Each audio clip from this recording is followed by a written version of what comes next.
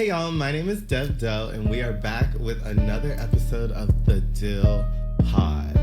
I don't know if you all know, but I think Mercury in retrograde will be over by the time this airs, because we've been going through it. And I think this is going to be that special episode that really sends us into positivity, love, and light, because this black bitch that I brought on is nothing short of a deity. That's like a big word for a little goddess, god thing. She is the only person who could make me get up out of my host chair so that the lighting hits her just right. Lucky for me, I know that I'm always gorgeous. You look fab. I don't need help. Oh.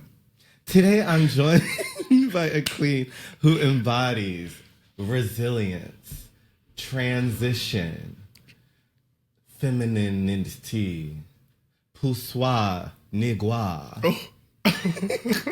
From Atlanta roots, I think, to NYC drag royalty in the making. Please welcome the stunning, fearless, fabulous Ivy Fischer. I love when you whisper to my name like that. Oh my gosh, Dev. Hi. How are you? How you feeling? I'm good. Hello, everyone, and welcome back to the channel. My name is Ivy Fischer, and if you're watching this video, you are now tuned into the fantasy. Oh, she said we're going to get these clips for the I love it. I love when the girls look at the camera. So the video's extra engaging. Pro tip for the new girls. Yes, my girl, how are you doing? I'm good. I'm honestly so excited for the retrograde to end. I've never wanted that more ever in my life. Like from the beginning, my apartment flooded, to the end of the retrograde, my knee fell out of my damn socket. Like, it's like, okay. That's a lot. Let's get...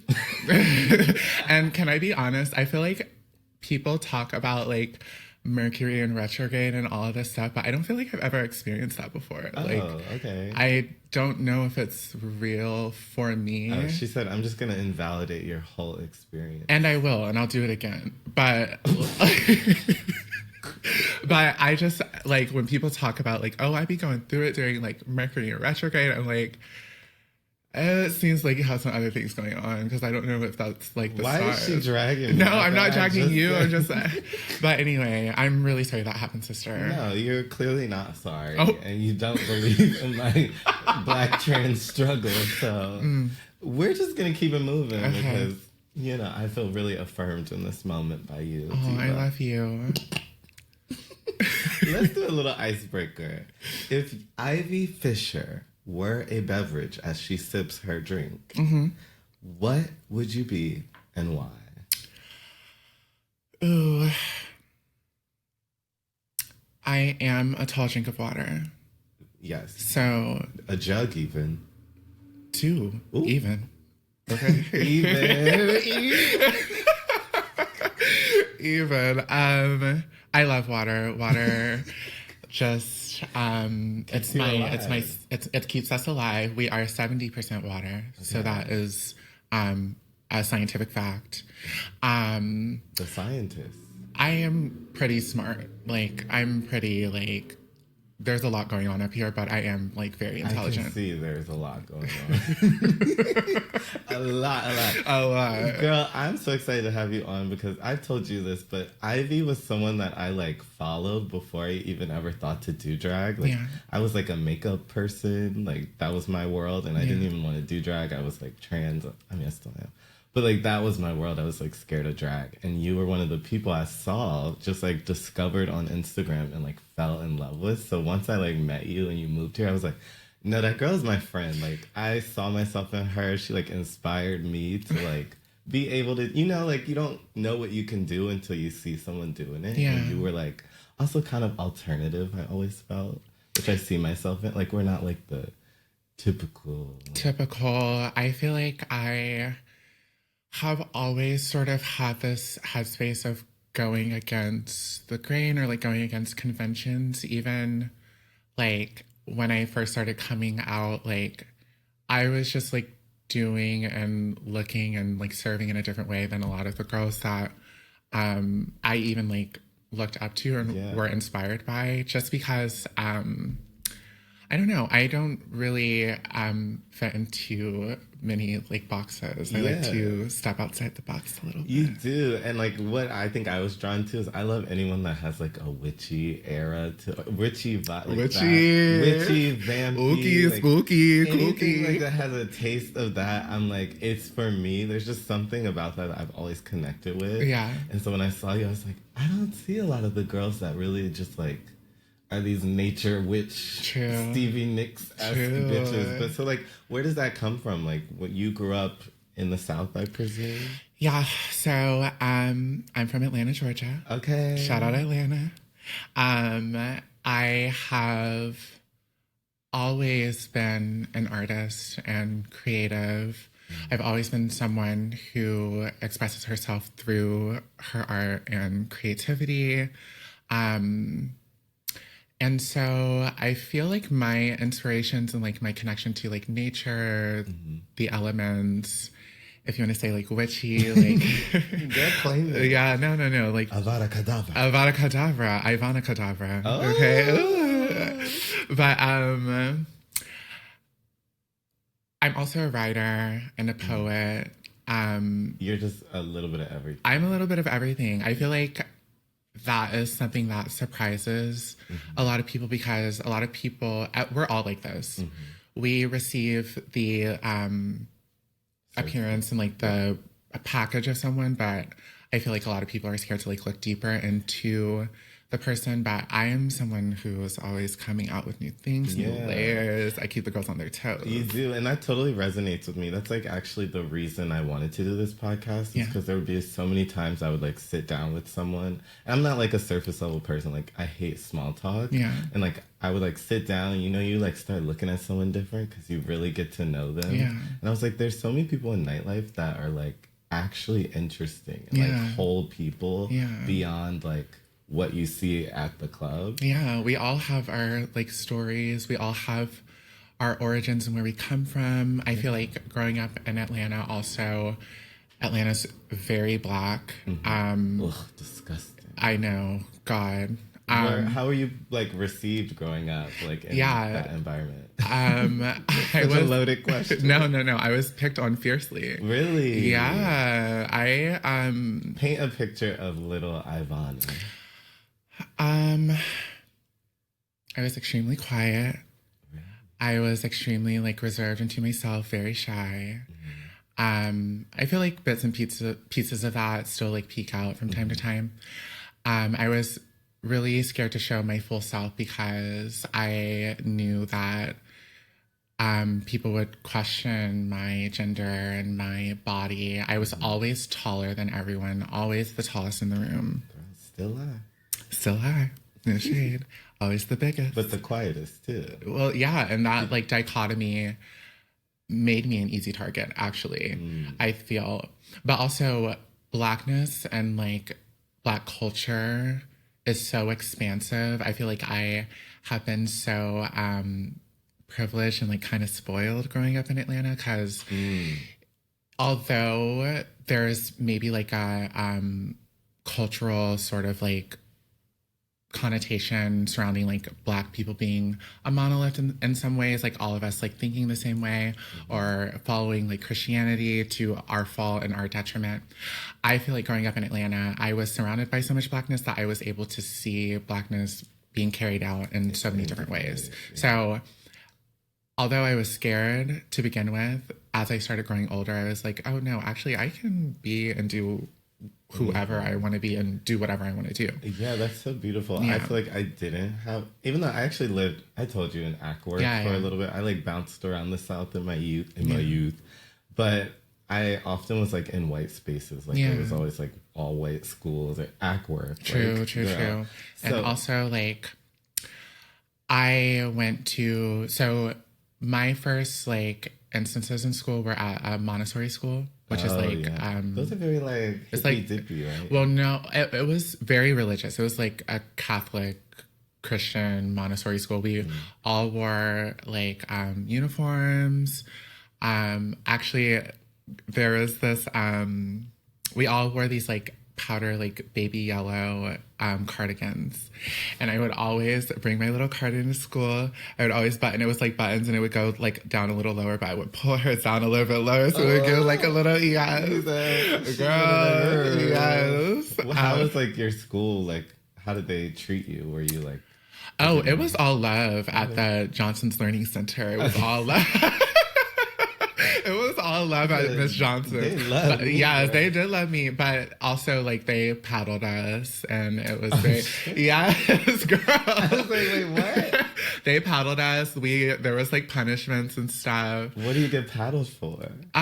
You know, like acting out. Like they would were turn me on. No, oh. There's some teachers I'd be like, you could paddle. And you see, that might be why I am the way that I am today. No shade. Right, and your paisley skirt. What were your parents like? Like, what'd they do? My parents are some of the best people in my life, and they're so they're where I get a lot of my personality from.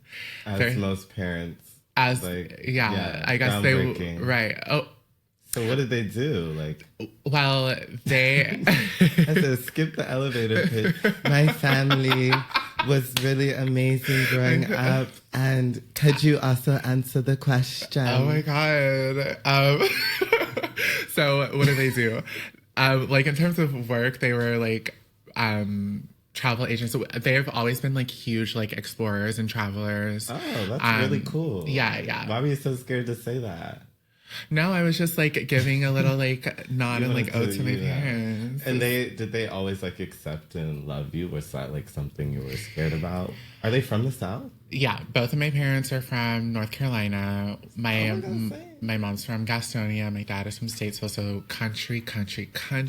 My whole family is country. I feel like my country accent comes out when I'm like key with the girls, or if I like get a little turned up. Yeah. But yeah, no, both of them were worked at like airlines growing up, so we would fly for free all the time. Okay. So yeah, girl, like my childhood was filled with like exploration and like travel and stuff like that. So I also have like a very like expansive worldview. But in terms of like how they were, we were super, super close growing up. And then I started to grow.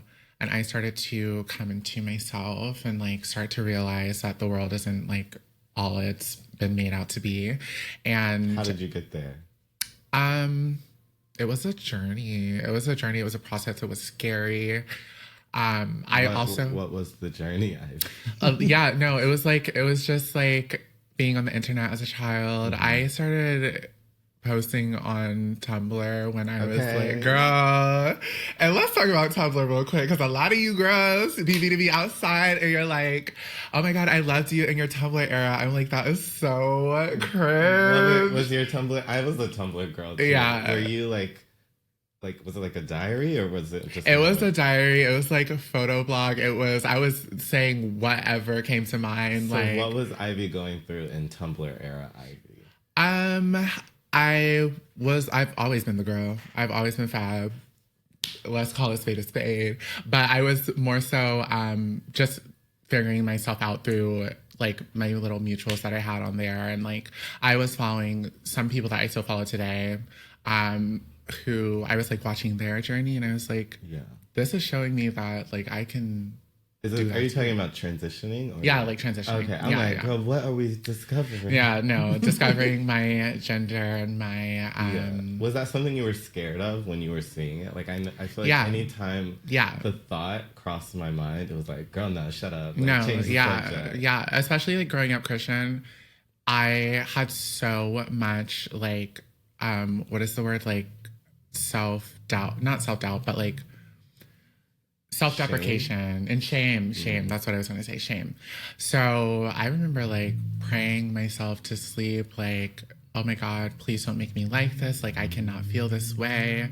There's no way that I could like self-actualize and actually feel comfortable in my body, because that would shatter and ruin your life, everything. Yeah. Totally. And also at the time, like growing up, it's a lot different than it is now. And I was sort of on the later half of what I think,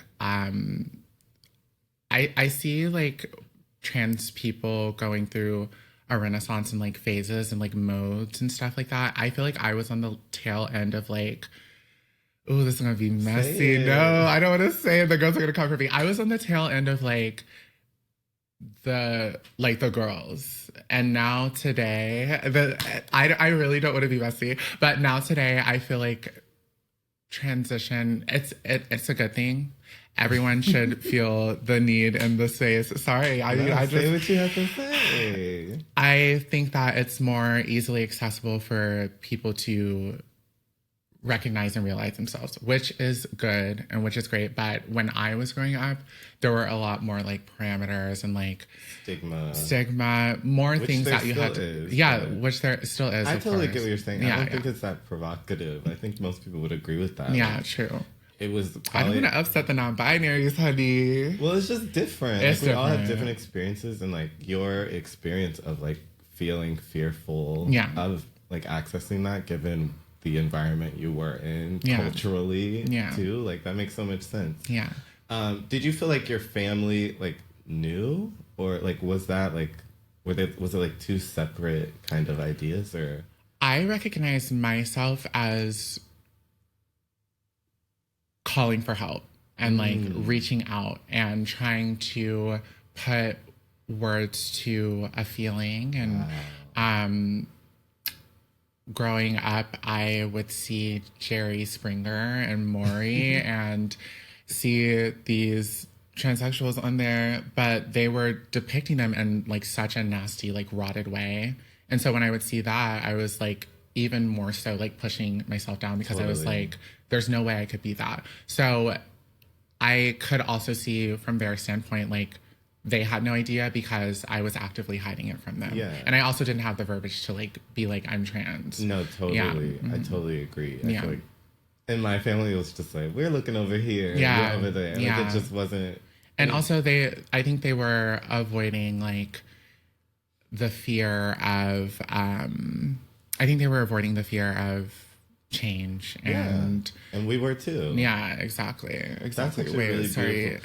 You're fine. Sorry. The idea of like what were you saying, calling for help, really resonated with me, because I feel like in high school was when I was like, oh, I need therapy. Like it was like I don't know. I would actively avoid therapy too. Well, I was begging for it, and like I was so kind of like overlooked that it was like I knew I needed help because I was like too many thoughts or too many ideas. It was overwhelming in a sense, but it was like nobody really. I don't know how I got there. I had to figure it out myself. Yeah. But and that is a lot of it. A lot of it is a self-actualization journey, and also looking to the people that are around you to like just affirm yourself. Yeah. And so that's why I was saying, like, in the last little leg of when I started to come up and the girls around me, we were all like figuring it out together. I feel like that even like further pushed me to take care of myself, be on hormones, talk to people. Where did you find like those inspirations? Like, was it in like someone in the media? Was it in like your immediate surroundings? Like, yeah, like my surroundings, like people that I knew in real life. I think also at the time, Laverne Cox was one of the girl, and we can talk about that too. And we can even talk about that too. Yeah, but Laverne Cox was probably one of the only like girls in the media who I recognize as like, oh, like this is like a trans woman who I see myself in or whatever. And not even because she was on Orange is the New Black. I'm like, I'm not going to prison, bitch. Ooh, sorry. Well, we don't know yet. They had her in that hard ass wig. Girl. It was about to be so problematic. No, give it, sister. No, that's your job. How do you feel about the Laverne Cox of it all, though? We do jump into that. I thought it was a damn mess. I thought it was a damn shame. And she sent shockwaves through the community. Yeah. And also, I feel that her messaging and her sort of like the way she delivered it was not the way that she intended to. Like maybe she misspoke. Like, okay, so the girls online are talking about her preferences for dating, which historically has been white men. Which there are a lot of girls. There are a lot of girls who are like that, and there are a lot of girls who are not saying that because we know how also the community feels about like if you're not dating a nigga, if you don't got your nigga, da da da da da, you're Black king. And I do love Black men, but it does need to be said that they don't always love us back in the same way. And I think that's... I would say, though, that all men don't always. No, and yeah, I agree, too. I'm not trying to, like, yeah, say that. Yeah. I'm not trying to say that at all. But I'm just saying that, like, what I think she was trying to say out of all of this was let's also keep the conversation open to turning it back on the men in general and about the love that we receive and, like, what we deserve as trans women and things like that. But there's no excuse for her dating a fucking MAGA Republican cop. I did watch like the 2-hour Olay and Friends with Quayton. And why was Quayton key? Quayton, that bitch. Actually, I want to get a drink with her. Quay, if you're out there, come on the pod. Come on the pod. We are going to come have a good old time because I actually need to keep with you. But Deshaun, you can come on too. Yeah, Deshaun, you can come on too. But we gonna have to have them separate. Why? Because you know. Okay, I was on Deshaun's live the other day. They were going in. I live for that whole panel. Yeah. And I think the conversation was really interesting and really nuanced, and Laverne offered more context. I think for her, she didn't realize like how big that was gonna go. It was more like a shock and awe. There's more to the story. She didn't meet a man knowing that they were a cop or MAGA. She was trying to sensationalize and get people going, and she did that, I think, without recognizing like how big her impact is.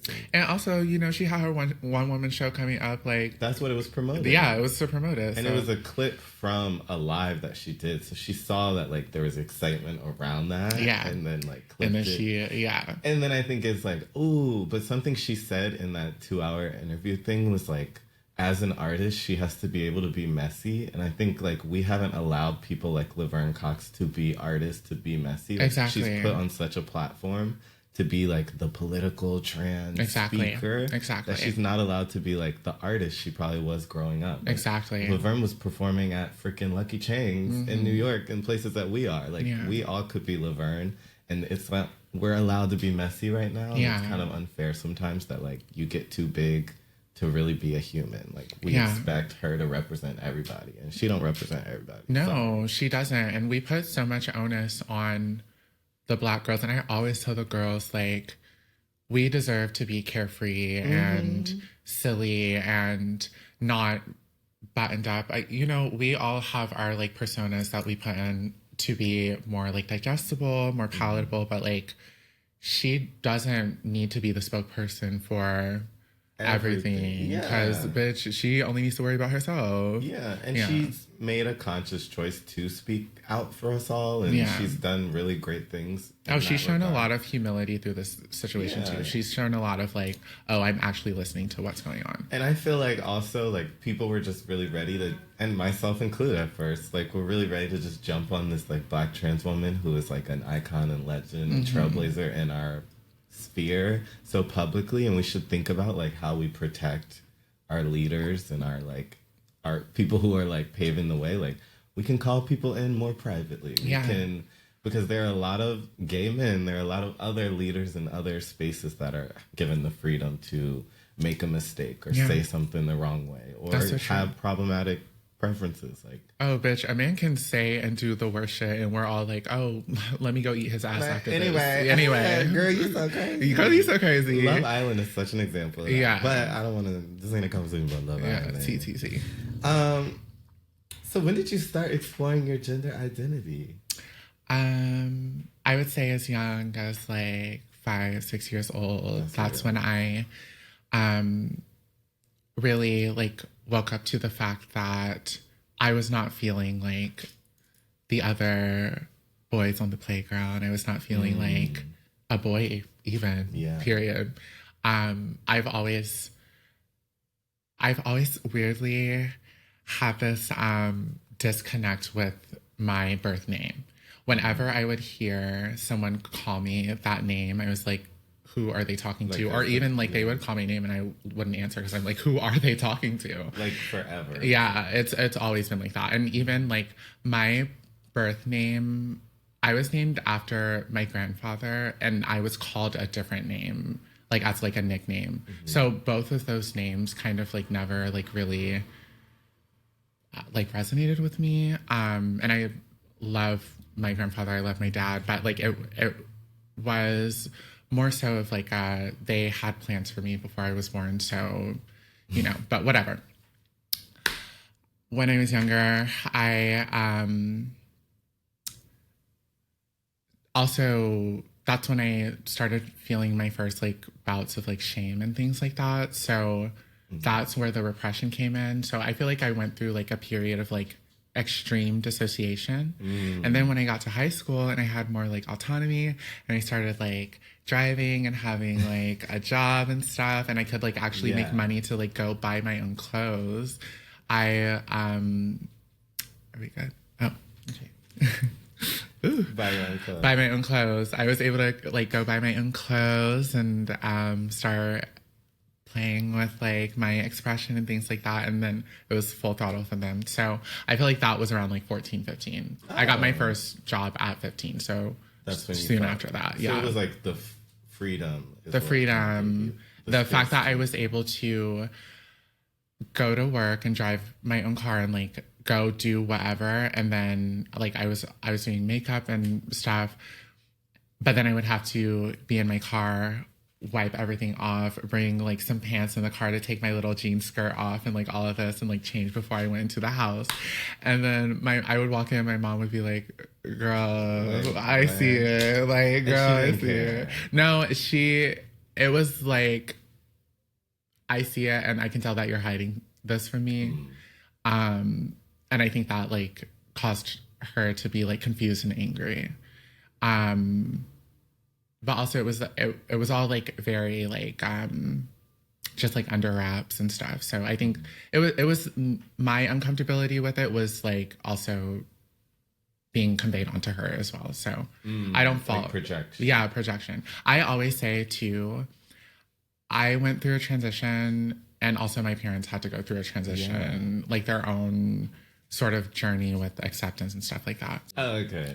Also to answer your question, I would say because I didn't really have a figure to look up to, I really, really looked inward, and I started my YouTube channel, and I was able to just like talk and theorize about gender, and it actually turned into a beautiful thing because I was able to inspire a lot of people. From what I've heard, that's what y'all tell me. She did. She had her pigtails. Yeah, we all know the Ivy from back when. That's the one I discovered, and I remember me and Mix Fink like watched one of your COVID shows. Like I really was a fan. We watched one of your COVID shows. You did Woo, I think. Woo, yeah. And I was like, yeah. And I was just like, she's so cool. Yeah, a lot of people also don't know that like I'm a video editor as well. I went to school for journalism and minored in film and sociology. Why don't you do any of that?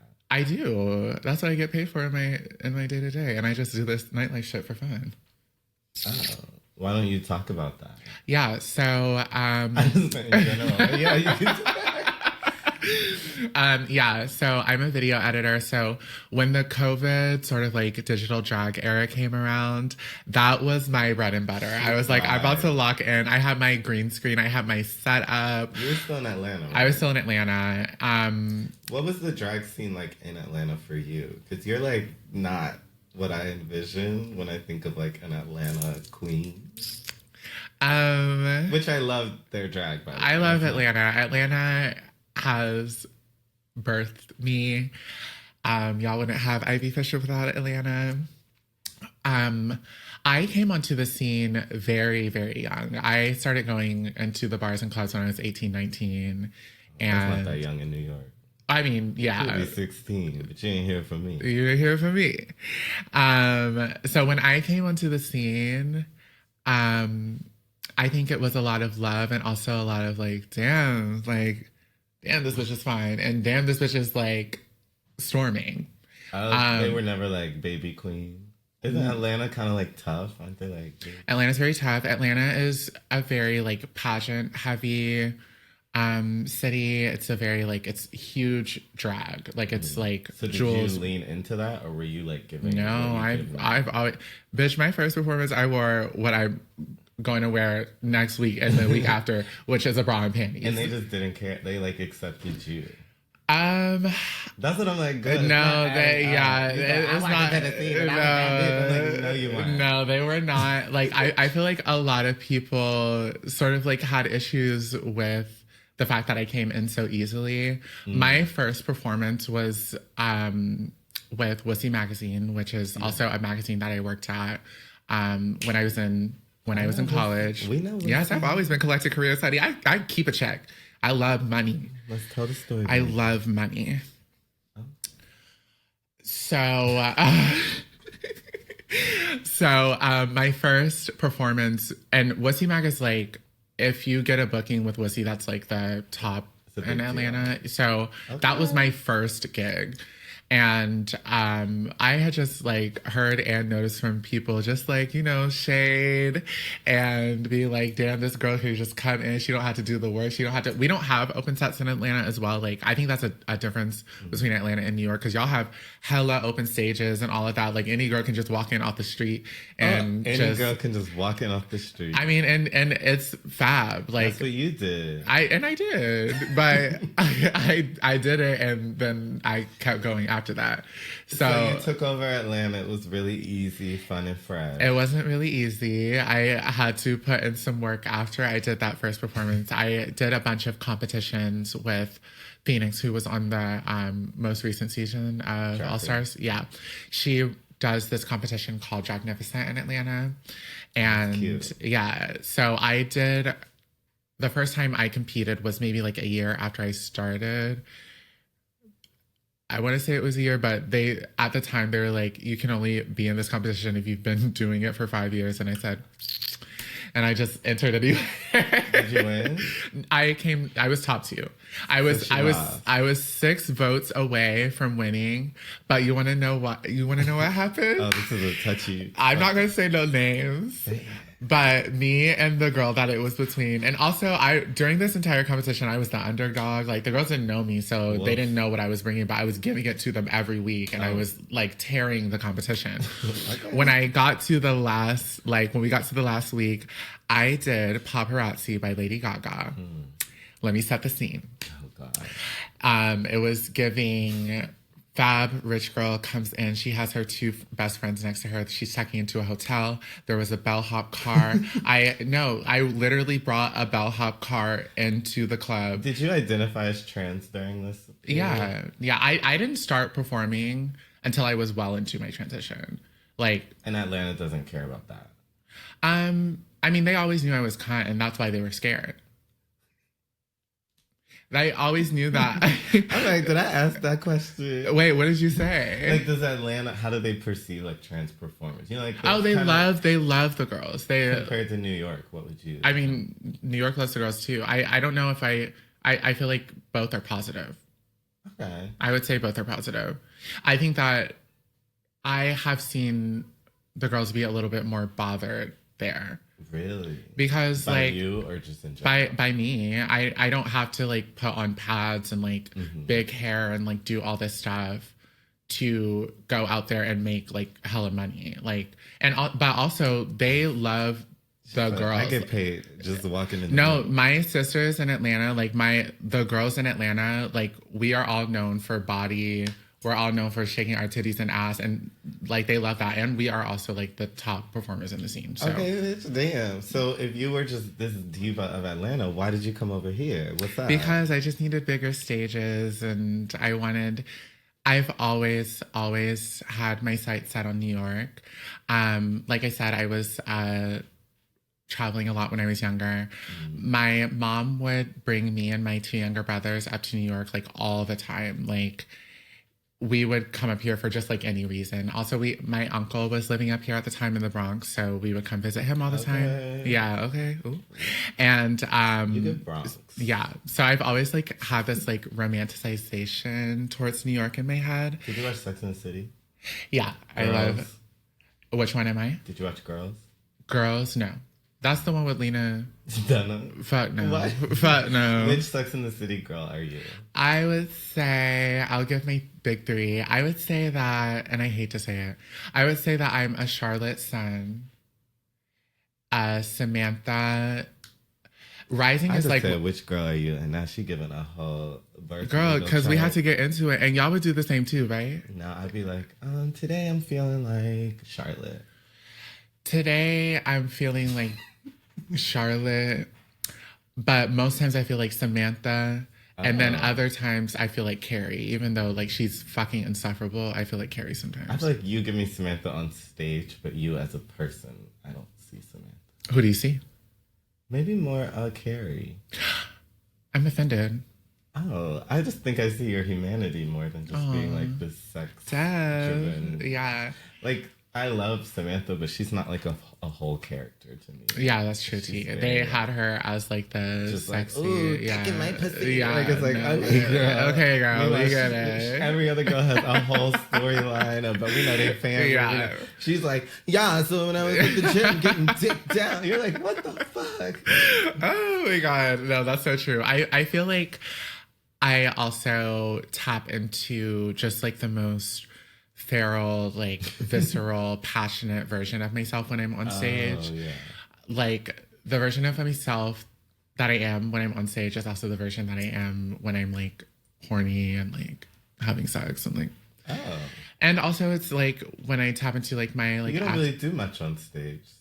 So are you like a pillow princess?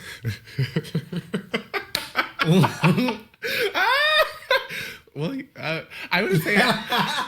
Am I? I thought. Am I a pillow princess? I don't think I am. I mean, I would have to. I would have to ask the audience. The I girl don't know. was too stunned. Yeah, the woman. You gagged me with that one. I'm like, wait, actually, but I mean, I can't even answer that because I would have to ask the audience. To put a pin on the New York to Atlanta, we really be bouncing all over. I'm actually really enjoying it. What would you say was like the most rewarding and like the most challenging part of this chapter or this experience of transitioning from Atlanta to New York? Yeah, because you be going back. I'm like, girl, she's not ready to really cut the cord. No, and I'm not. I don't think that.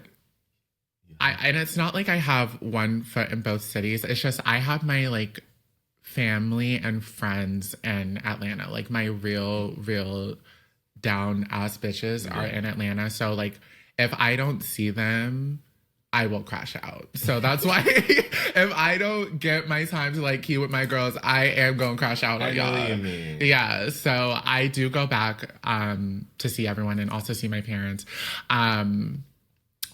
But to be in New York has been one of the most beautiful, most rewarding experiences of my life. I think I have made some really beautiful connections here. I also am brought back to when I first started performing. I kind of just walked into the scene, and that's kind of what happened here, and it's no shade. You had like a reputation. Like, yeah. Like, oh, look at this tall girl. We know who she is. Yeah, but I mean to go against that a little bit. A lot of people didn't really know who I was. They kind of just talking you up. I was like, oh, that's. Yeah. Girl, she about to eat. And then like, you would walk out there and not do shit. I'm like, no, but look at her. Like, oh my gosh. But no, and I'm super like appreciative of that. And also, yeah, I think that being in New York has like taught me a lot about myself. I think that she's a scene queen, y'all. I kind of am, no shade. Were you like that in Atlanta? Were you like out a lot? It's a different environment. It's a different environment. I wouldn't say that I was going out in Atlanta how I am here, but like everybody knows me in Atlanta. So like, she said my name rings bells. It do.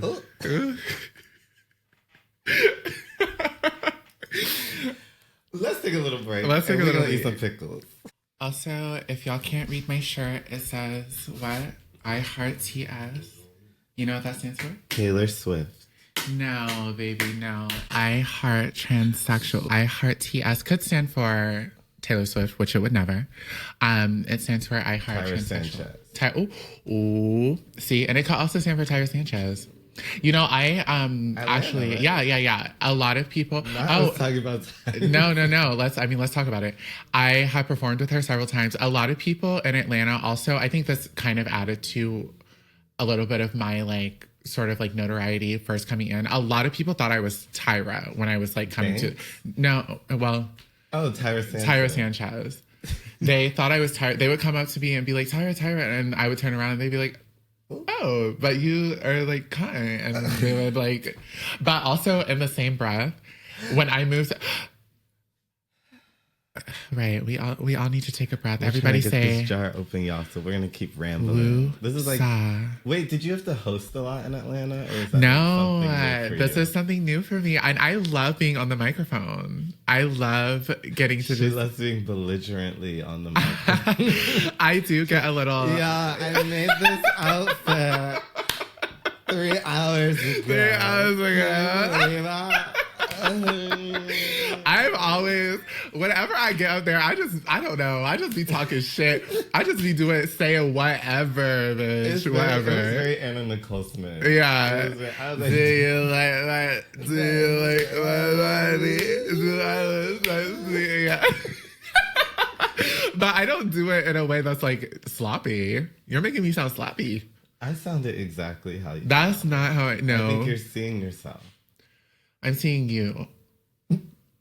And we see each other. No, but what I was going to say is when I first came on the scene, in New York, a lot of people would do the same thing and they would come up to me and be like, Dev. Like they would, I never told you this. Well, I'm not 7 feet tall. No, but they would see us, like, obviously we're I think we pretty. do. I think we paint similarly and I think we look, we're dolls. We look, and we like to. I get confused for you, Mariah. I don't see Mariah or Mariah. I think it's just we're similar height and black. And my name gets confused with Devo Monique sometimes. Yeah. Oh. Yeah. I mean, Devo Monique, yes. Devo Monique, yeah. There's also Devo Street. Yeah, I drove past it the other day. This is your street? I'm like, there's a D missing. Right, exactly. Devo. Where are these pickles? Where are these pickles, honey? Is it open? Ooh, pickles. Okay, so these pickles are not in English. They're some sort of German. I really hope they're not sweet. Ooh, girl, it smells sweet. Tag. Are they sweet? I don't know. We're going to find out. And this is when we're going to get into some things. Sometimes I call this what's in a pickle. Okay. I think we're not going to like these. We'll try. I'll grab mine. They smell... Ooh, she said you're dirty. No. I'll just grab mine. Oh my God. Ew, I can feel it. Is it sweet? I think so. No, I wanted it salty. I think this is a big one. Well, you picked it. I didn't know it was going to be big. It just kept going. Okay, do we cheers? Yeah, let's cheers to Germany. Not the gag. I'm a big fucking dill. It's not. It's like a weird in between. It's not like fully sweet, but it's not fully salty. I don't love it, but I don't hate it. I wish it was crunchier. Yeah, it's not as noisy as I like. I like it to have that. I need it to squirt in my mouth. Speaking of squirt in your mouth. Right. What? I want you to describe 3 drag performers in the scene that you absolutely cannot stand. What are the qualities? This is for both Atlanta and New York. Ooh. So I'm choosing 3 from Atlanta and New York across the board. Insecure. Ooh. That's real. Nothing is their fault. Everything is everyone else's fault. Too messy, always in drama. What's the first letter of their first name? I'm not saying that. I'm not saying that. Who is a drag queen in the scene that inspires you? That has what? Inspires you. I love Janelle number 5. Why? She's just a real ass bitch. Really? Yeah. When has she shown that to you? I'm like, girl, give us something, damn. I mean, I'm enjoying my pickle, damn. Okay, shit. She has, me and her have been getting closer. And she and Luis Fernando were actually the first ones to give me my first ever booking. Well, actually, no, I take that back.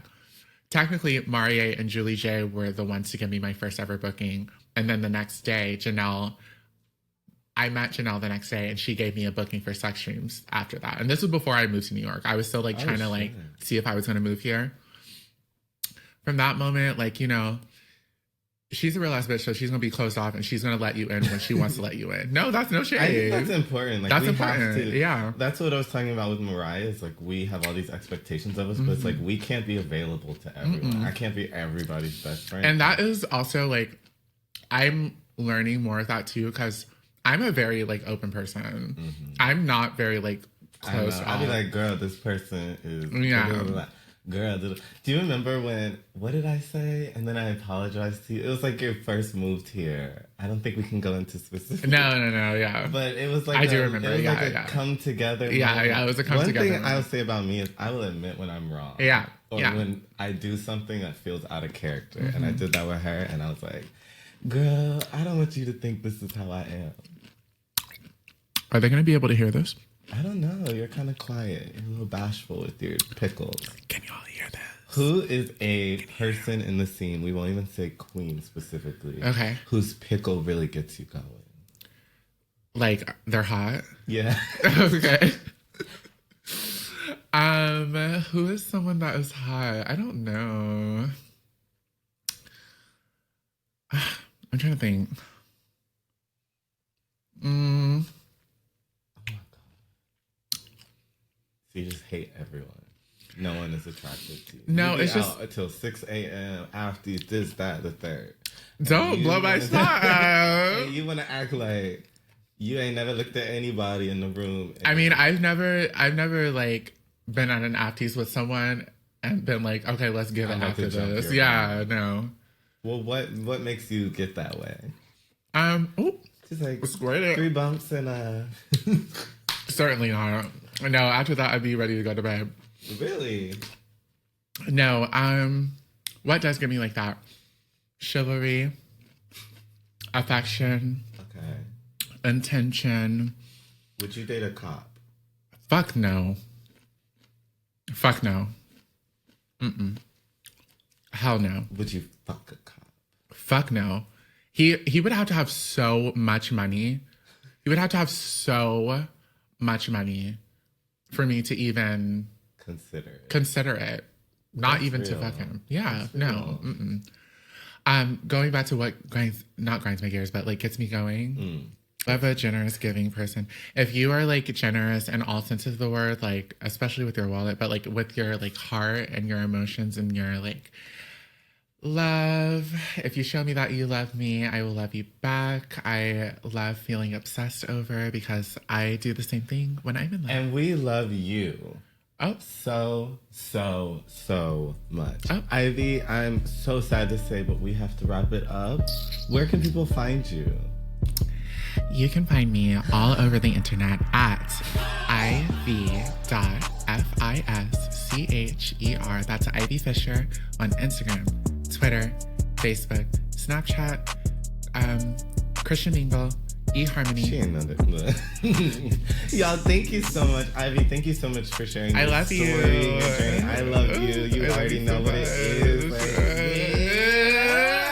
Thank you all so much. We'll see you next week, allegedly, with another person. We'll see who it is.